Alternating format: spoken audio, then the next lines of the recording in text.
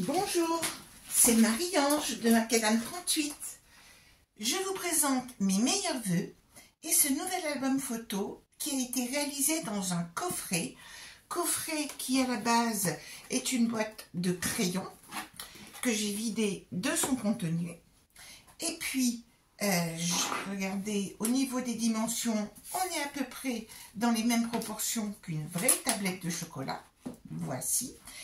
Et donc, pour cela, j'ai utilisé différents matériaux, différents papiers, en partant surtout avec la nouvelle collection Stamperia, Coffee and Chocolate, comme ceci. J'avais besoin de papier couleur chocolat au lait, pour le coup.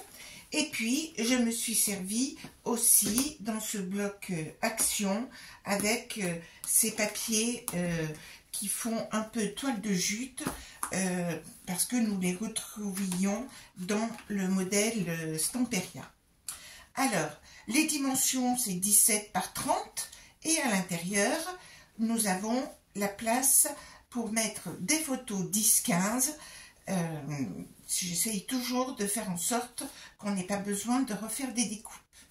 Alors, sur la partie le devant que j'ai repéré, nous pouvons mettre un petit portrait et mon inévitable petit carnet, bien sûr, histoire de pouvoir mettre des petites annotations.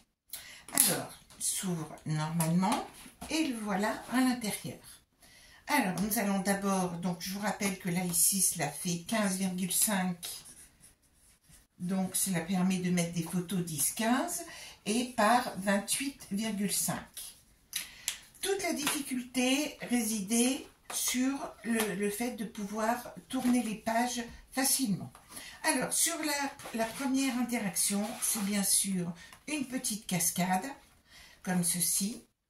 Nous tournons la page, nous arrivons sur une autre interaction que j'aime beaucoup, à savoir où nous pouvons mettre cette photo et puis choisir quelle est celle par le pliage que nous mettrons en évidence. Une nouvelle interaction qui fonctionne avec un aimant, donc petit cavalier pourrait-on dire, avec ici un accordéon pour mettre 8 photos. Et ce sont bien des photos 10-15.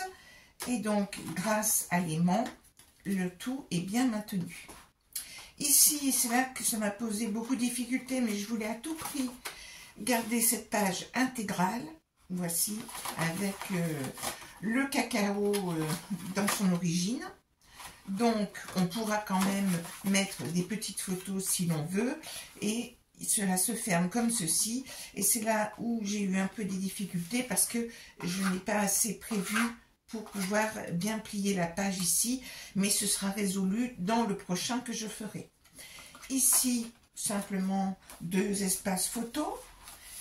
J'ai ajouté des tags grâce à ces jolies petites images, et puis ici, une carte avec où l'on peut mettre des photos, que ce soit dans n'importe quel sens, portrait ou paysage, et donc avec bien sûr ma découpe de la pochette ici.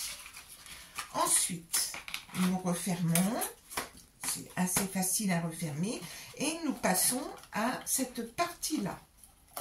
Alors, nous avons bien pensé à le mettre au début pour pouvoir faire la fermeture ici.